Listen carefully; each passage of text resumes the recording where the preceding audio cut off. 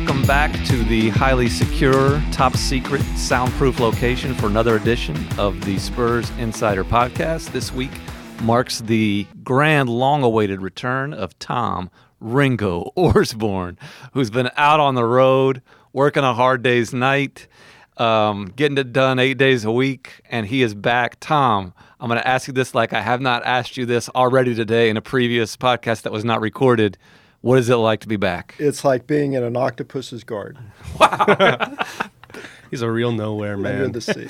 I got to say, though, I thought Ringo's whole purpose was to keep this thing on track, like the beat going, Yes. the rhythm going. Hey, it hasn't worked out. This is George Martin's fault. No, it's usually like steady Ringo. This is more like a drunken Keith Moon. This is a production issue. We have Tom Orsborn back. We have Jeff McDonald, Spurs beat writer, Nick Talbot, sports editor of the Express News, and I'm your host, Mike Finger. We are taping this shortly after another breakthrough victory for the Spurs against the Utah Jazz at the AT&T Center, restoring hope across the city in the secure location that this is a playoff team again as it heads into what is always every year and will be again a pivotal rodeo road trip. Tom Orsborn, what do you think of the state of the Spurs these days, and has hope been restored after that victory over the Jazz?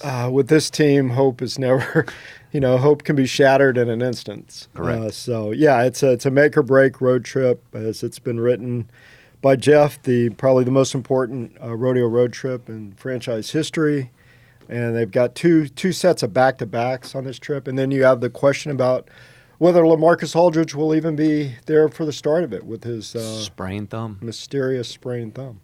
I think they're fine. With all that said, I've been thinking about it. I think they're fine.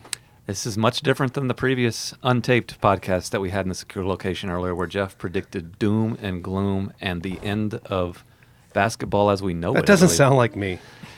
Yeah, you are usually optimistic. Very optimistic with the Polar Pop. And Tom, I'm going to need another one of those. I drank the whole Polar Pop during the previous two tapings. Tom's low on his mauve fuchsia coffee cup there. Hey, salmon colored. Salmon colored. Salmon, that's right. Did you brew it yourself? I did here at the Express News. What? With the This is the first time I'm hearing this story. No, but I'm just saying that here at the secure location. Well, now we have to do a fourth one. the Express News is a big campus. Exactly. It's figurative. Sprawling. As we mentioned on the previous podcast, the Google Maps does not. We made sure that the Google Maps does not have access to our location during this. So and Tom, when Tom said Express News, he meant it in a figurative sense, because everywhere that we go is the Express News. Right. Yes. Whenever two or more of us are gathered together, it is the Express News. It is the Express News. Tom got a big scoop last night talking to Pop pregame when you asked when LaMarcus will return. Can you let us know what Pop said then? When he plays, he plays. When he plays, that sums he it plays. up. Yeah. In Chicago, I got the big scoop on LaMarcus when I asked what's wrong with LaMarcus, and he said, what can you tell us about LaMarcus's wrist? And Pop said, he's unavailable. Well, he's in San Antonio. You should have asked about his thumb. And then his thumb, sorry. And then he said, then Pop said, but I don't know about the ligaments and veins and all that. That's pretty good. So, when he plays, he plays. Wherever you go, there you are. And wherever the Spurs go, they are, at least this season, kind of on the fringe of the playoff race. And to start a conversation that we have not had yet today, wink, wink. What is the state of that race for the 8th spot, and as it stands heading into a pivotal 8-game rodeo road trip? Okay, as I have not said yet, they need to win some games on this rodeo road trip. Like, they can't stand to get whitewashed, or this thing is over. What is the benchmark number of wins? Multiple, meaning more than one. More than one. In an earlier version of this podcast, Jeff said that 0 victories on the road trip would be unacceptable and would be an omen of great misfortune on this entire community. If that would happen, it would be the end of basketball life as we know it. There's no way they could come back from an 0-8. 1-7 he wasn't very happy about, but 2-6 might be fine. I think if you look at it, like, they would be doing well if you just look at the schedule. They'd be doing well to win 3 of those games. Mm-hmm. And even if they do win 3 of those games, like, you could still be, 10 games under 500 by the time you get back from that thing. Mm-hmm. Which is, I don't think you recover from that. I just, when you're 10 games under 500 in mid-February, I just don't think you recover from that and make the playoffs. Nick Talbot, who approves our expense reports, are you budgeting for Spurs playoff series against the Lakers in late April? No, I don't think it's gonna get done. I think this road trip could end it, but that's looking at the Chicago game and every other game. They always defy our expectations, and that's kind of the problem. Like last night, I was talking to Jeff before the game. He's like, "Oh, Utah, they just lost this big game to Chicago. Now they're going to lose to Utah." And I was like, "Nah, they're going to win this one." Are you going to use that money to send Jeff to the draft lottery? Absolutely. Yeah. Absolutely. Jeff was kind of excited. We haven't done it. It's been 23 years since someone from the Express News has covered a draft lottery. I'm going to ask if they'll let me pull the ping pong balls. That would be so fun. You should freeze the envelopes. Freeze the envelopes. Freeze the envelopes. As mentioned on an unrecorded version of the discussion in here, the analytics-based sites, the computer projections still Nerds. They're nerds. okay. They're Just just say nerds. They make more money than you do. Sure. They still So have does Billie Eilish. They still have the Spurs as not the favorites against the field, but the favorites in terms of plurality of the percentage. 36%, 38% on Basketball Reference, ESPN BPI to get that 8th spot, slightly ahead of the Memphis Grizzlies, who've been playing really, really well and look like a really fun team to cover and watch recently, and the Portland Trailblazers and the resurgent New Orleans Pelicans. The Grizzlies' strength of schedule is the toughest of that group. You figure they might come back a little bit. The Spurs have incentive to make the playoffs. As Ringo mentioned earlier in an unrecorded version of this, the Spurs have lots of veterans who want to make the playoffs, and I think that's an important thing for them. And as we talked about, I think it's a positive thing just for the Spurs to shoot for, because why not? Yeah. This is very JFK-esque right there. Yeah.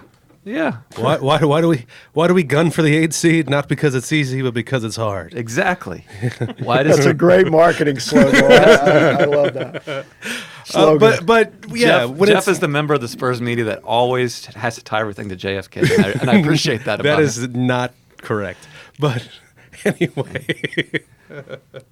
No, but I think Speaking of JFK, okay.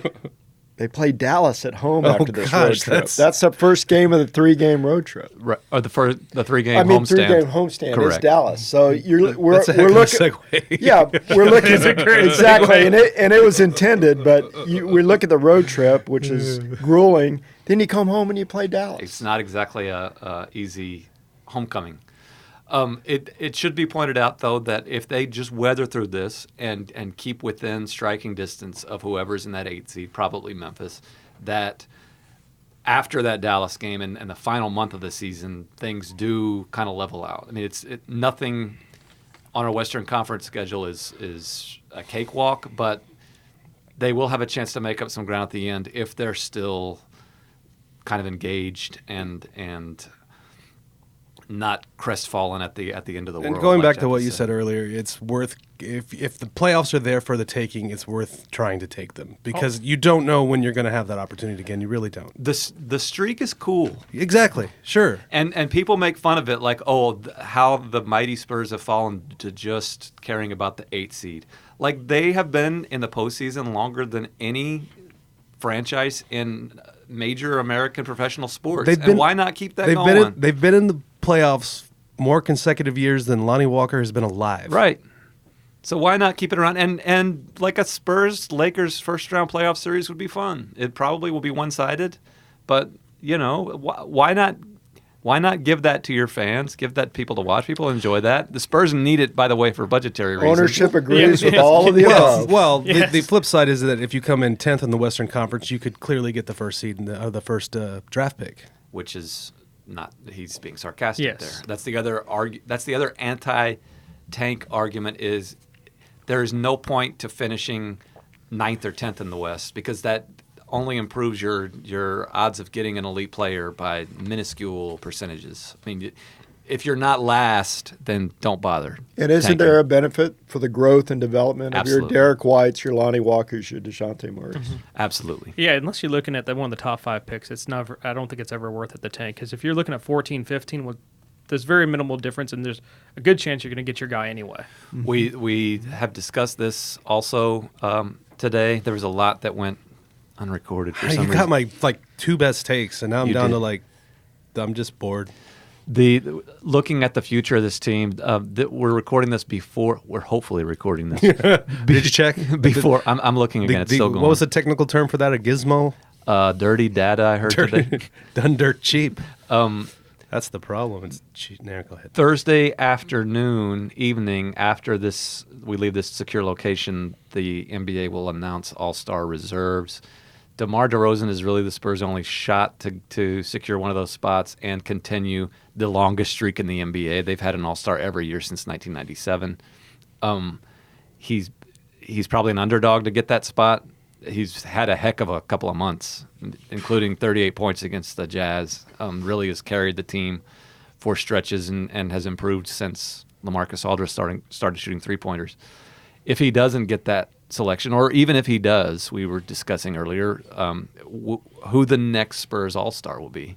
And I have a feeling that it might not be anybody on this roster. That's kind of the issue facing this team in transition as it goes from the big three to this LaMarcus, DeMar middle period to what's next. It's kind of unclear where that next franchise cornerstone type of guy is coming from. And this is not meant as a slight towards Lonnie Walker or DeJounte Murray or Derek White. But Jeff, you were pointing out earlier that as well as they play, they're not quite on the verge of all-stardom yet. Right, as we mentioned, there's a lot of really good all-star caliber players that it takes them a long time to actually make the all-star team. And if you think about how long it took Damian Lillard to actually get on an all-star team, maybe Devin Booker makes it for the first time this year, but he's put up some just phenomenal seasons that have not resulted in all-star. Okay, it's not good enough just to be a decent starter or a good role player or exceed draft expectations to make an all-star team, which is how I would describe those 3 guys. Do they have the potential to improve to that? Probably, but I don't see it happening in the near term. Yeah, I think Derek would much rather get the win the blocks competition with There you Jakob go. Poeltl. There you go. To broach a new subject that hasn't been mentioned in the soundproof room today. I have a question interested. for the everyone in the secure location. Of those 3, who is going to finish with the best NBA career? Derek White, DeJounte Murray, Lonnie Walker, the 4th. Oh, I don't know. What I was going to ask you when the other thing went off is, of those 3 right now, who would you say is the best basketball player? I think the answer is pretty obvious. In February of 2020? Yeah. I think that's 100% Derek White. Yeah, it's Derek White. Yeah, not hands down, but yes, absolutely. And I think he has the longest career, too. Just to answer that question. Lonnie, it's hard. It's hard for me to project the future because I don't know. Right. Lonnie's wildly athletic, and if he can harness some of that and add some other skills, I mean, you can see him becoming a very, very good player. But I mean, at this point, the best basketball player of that bunch is Derek White. To speak in scouting terminology, I think Derek has the highest floor, Right. and probably the lowest ceiling. Right. And that's neither one of those is meant to be disparaging to anybody. But I think Derek is, if you told me one of them is going to become a perennial all-star, I think Derek is the least likely of that Right. group to do that. Just Yes. because he kind of is what he is, which Yes. is good and great for where he was picked in the draft. I don't think he has that next ultra level to become something Right. outrageously great. Where DeJounte and Lonnie, you can see in that the athleticism and some of the skills that they do and just the physical gifts that they have, that maybe if something clicks that could come together. I think it's just less likely. I think the Spurs staff would describe it the exact same way. Many of our listeners, of course, would say Lonnie, once he gets a new coach, he jeez. will become a Hall of Famer. Jeez. What did we say last night up there in the nosebleeds when we were watching that game? Lonnie is very athletic, but right now he's okay. Yeah. He's an okay player. Yes. And this, I'm not even trying to be controversial at all or No. dismissive to anybody's opinions, but the more Lonnie plays, and it's good that he's playing more, Right. it's great that he's playing more. They need to play him. But the more he plays, the more you can kind of see reasons why he wasn't playing before. Right. There are definite weaknesses in his game. Yeah. Right. And some Which of it is fine. Like, it should be. Sure. Should be.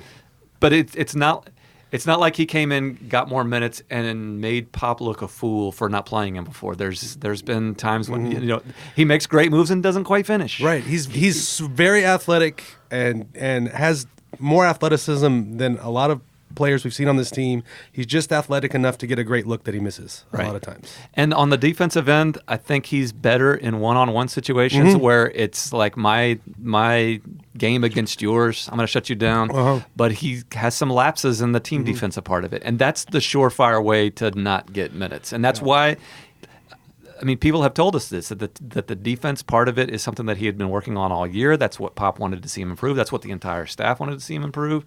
And it's not all the way there yet. Is he a better defender than Marco Bellinelli? Sure. I hear the people listening saying, "Oh, his defense is suspect, and yet you're still playing Marco Bellinelli." Well, there's just things that he can improve. A lot of the people listening think Lonnie Walker should be starting instead of Brent Forbes, and we did this last week. I'm not going to get worked up over that one or the other. That'd be fine, sure. But I just don't. What's become evident over the course of this stretch where Lonnie's played more is he's not the messiah. Like, he's not the answer to everything. And if he starts, sure, that'd be a fine move. I have no problem with starting Lonnie instead of Brent Forbes. What do you think of this idea that yes, he's making mistakes or makes mistakes or is learning? But you need to leave him on the floor to learn it on the floor. Let him play through mistakes. There are. What do you think about that idea? That would be another argument you would get. We come full circle to talking about why they want to make the playoffs, why it's so important. That kind of overrides everything, I guess. You want the best guys on the floor, best combinations that'll get them back to the playoffs. I think there's validity to the idea that more time on the floor to make mistakes and succeed can help. I think there's also validity to the idea that just letting someone play without any restrictions, without any oversight, can be counterproductive. There can be lessons learned in, hey, sit your butt down, you just let that guy go past you, or you missed a rotation or whatever. Like, I don't think there's anything to be outraged about either way. I'd be fine with him starting if I'm a Spurs fan. I'm fine with him being used the way he is now. As we discussed last week, you can understand why they haven't made that move, though. Right. Yeah. Right. And I think for all the people that want Lonnie Walker starting over, I think none of us know as much as Pop does, and he's proved over the years that we're all kind of idiots and we're just talking in the nonsense. That if the Spurs just follow what they do, they develop players better than any team in the league, and we should really just trust in that. If they're going to build a player, they're going to build a player. I'm not to deferring to authority on everything. Clearly, coaches aren't infallible. Pop isn't infallible, but yeah, he's earned a benefit of the doubt. Jeff is motioning that his Polar Pop is running on empty. We need the waitress. We need some supplies. If anyone can find the secure location, airdrop a Polar Pop and some fresh coffee for Tom. Don't even try to find Ringo the secure Starr. location. It's impossible to find. Jeff mentioned last night in his answer to the previous question, and he meant last week, but last night he was involved in a bit of a argument upstairs and then in the parking lot as we left the AT&T Center about something that he just realized apparently. And there was this disingenuous jerk, repeating misrepresenting my arguments back to me. And stuff. It was really disingenuous. Pretty good-looking disingenuous jerk. Just a classy guy that was repeating arguments that. Okay, so let's take it back to November of 2019. We're on the road. Two members of the Express News, because two members of the Express News are together. The Express News was in Philadelphia, and on that trip. This gentleman that Jeff accuses of being disingenuous was trying to make a point that, hey, the Spurs maybe should think about exploring the DeMar DeRozan trade market. That because there's a chance they might not make the playoffs this year, and that teams might want this guy, and it might serve them to at least explore. I'm not saying they need to do it, but they should explore the idea. And Jeff McDonald was so dismissive of this idea in Philadelphia, Pennsylvania, in November 2019.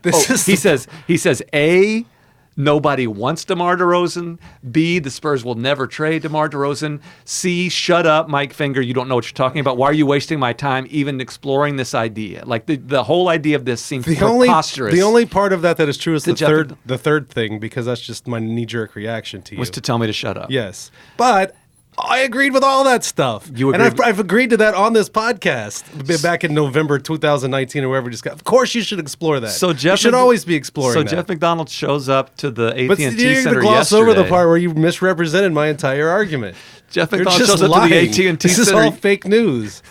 I'm going to leave. Dirty data. He shows up yesterday and he says there's no way that the Spurs can allow DeMar DeRozan. It's like he just discovered this yesterday, that there's a chance that the Spurs might not make the playoffs and DeMar DeRozan could opt out, and that it would be this egregious crime if they miss the playoffs and DeMar DeRozan is still on the team.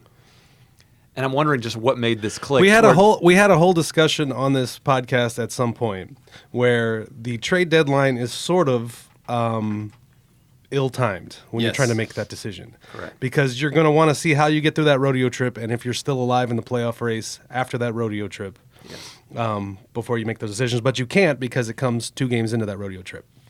So to me, that meant the games leading into that rodeo trip are very, very important as far as that decision-making goes. Let me ask you something genuinely.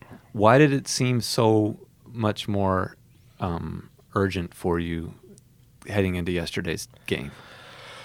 Well, because they had lost 3 games in a row, and they had lost at Chicago, and they were playing Utah, and like if you go into the rodeo trip on a 5-game losing, like you're done, like you're done, you're done, and if you're done, that's when you really have to seriously consider building for the future. My point, we can bring Tom and Nick are kind of rolling their eyes at all this. They're just watching us. I'm going to label this podcast the Jeff and Mike Finger Fight podcast. Were you in Philadelphia? This is after the game? Yes. Were you headed for the SEPTA? I think it might have been after we got from the SEPTA to the. Yeah. We took the SEPTA. I love the SEPTA. The SEPTA is great. We need a SEPTA in San Antonio. Yeah. We could do a podcast about modes of transportation in NBA cities. I love the SEPTA, but I guess the question related to this is, and this was brought up above the court yesterday.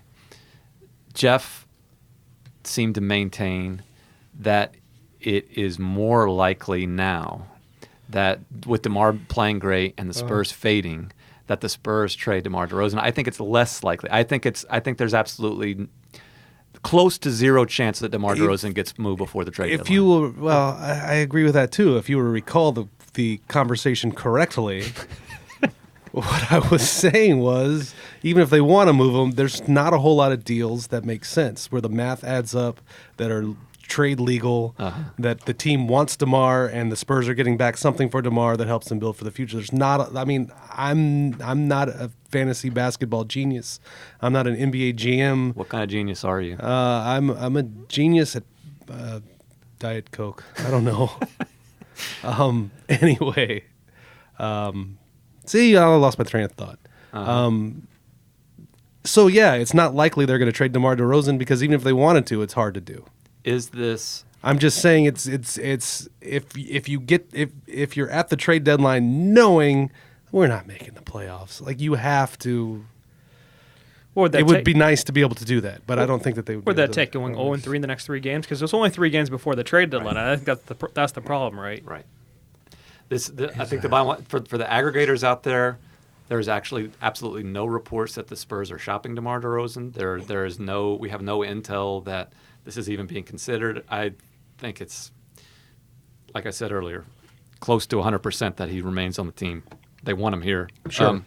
But to follow up on your rationale for all this, like even if they lose the next 3 games, they lose to Charlotte on Saturday and then the first 2 games in Los Angeles, and then the trade deadline is the afternoon of the Portland game. Even if their hopes of making the playoffs at that point are 10%, right now they're 36 according to the numbers guys. Like they're still not going to bail on it. I just think and I was talking more in terms of what they probably should do, and not what will happen. No, the best thing for them is that DeMar DeRozan opts in at the end of the season with the expectation that he'll get traded, and that team that he'll get traded to will give him an extension. That's probably the best for both parties, all parties involved. Or a sign if the Spurs miss, or an opt-out sign and trade kind of thing. That's a lot. I won't say that's best case, but it's among the candidates for best case. It's just depending on whether on what other options the Spurs have. If they miss the playoffs, I think that's the best case, but because then you just have to look at things and rebuild. Before we wrap this up, the 8-game rodeo trip that we've been referencing throughout this trip, I want 4 on the record predictions for how that goes in terms of number of wins. Tom, Ringo, Orsborn. Well, this team's hugely unpredictable, so I'm not gonna doom and gloom and say they're not gonna win a game or go, 2-6. We don't know the schedule. I don't know what these. We know the schedule. I'm saying I don't know what teams are playing back-to-backs that they're opposing or what their injury situations are. So, I think they're going to do better than we think. 3? Yeah, maybe north of 3. North of 3, Yeah. a 4-4 road trip would be a hugely successful road trip. That'd be really amazing. Ringo, you better not trade DeMar if you go 4-4. Ringo, the Yellow Submarine is just a positive, optimistic outlook. Yeah. Jeff, do you see 4-4? Yeah, I don't like to do predictions. Just how about I predict how many chicken wings I'm going to eat on the 10 days I'm on the road? I think it's going to be north of 4. That would be that's disturbing. North of 50. I don't know. I'll give them 3. 3, Nick Talbot. Well, let's see. And I feel like I'm being optimistic. You have the Clippers and the Lakers. Probably not winning either of those. Portland's playing well again, by the way. Portland's playing well again, but that could be one win. Could be. Kings, give them maybe. That's the most winnable. The Nuggets, probably not. Then they're back-to-back. The back-to-back, you get. Maybe it's tough. It's tough. It's a really tough trip. I won't hold y'all to predictions, but 4-4 would be a smashing success for this team. I think there's a better chance they lose every game than go 4-4. I might. No, they won't lose every game. This team. I think there's a better chance they go 0-8 than they go 4-4. I am not. You're probably right. I'm not disputing that out of hand. I'm just saying, they're so unpredictable. We'll need the nerds to get the numbers for us on that one. They're so unpredictable. They obviously get up for better teams. They do. They really. do. Yeah. They're also an atrocious road team. Yeah, just atrocious. yeah. They have pulled out a couple of. They've been better of late, but I don't trust them on the road. If they get 3 wins and Memphis doesn't pull away and go 8-0, I think it's very successable. I wouldn't trust them on the road against Washington, like the Wizards or the Generals. That's the Generals, huh? It's okay. I would say if you offered them 3 and 5 right now, they'd probably take it. Sure. Yes. And again, as much as Jeff says they could come back completely out of it, I think that if two wins, they're probably at least within striking distance. They're going to finish easier, so we'll see. Yeah. We'll see. Got some train options, Denver and Salt Lake City, Mike. Yeah. Yeah. I won't be both with very you there. efficient. I won't be with you there, but that train from Denver is it's like crossing the transcontinental divide. It's so long from the airport to downtown. I enjoyed that place. In Utah, is Salt Lake City virtually free. We have a train in Portland as well? You mean what? That's true. Portland, more of a people mover. Oh, you're talking about that? Yeah. You have a. Yeah, so that should be good. That's good travel trip. We'll see how if the Spurs survive as well as the Express News does. Go green. We will try to get back together to form an Express News group in the secure location, which is still highly top secret and soundproof. And do not try to find it. Like, don't even try. It's sort of like the Lost Ark. Exactly. It will melt your face if you open the door. Yeah, so all you people trying to find the secure location, just give up. Wait for the next Spurs Insider podcast, which should be coming at some point during or towards the end of the rodeo road trip. Until then, we appreciate y'all listening. Take care of each other and keep it real.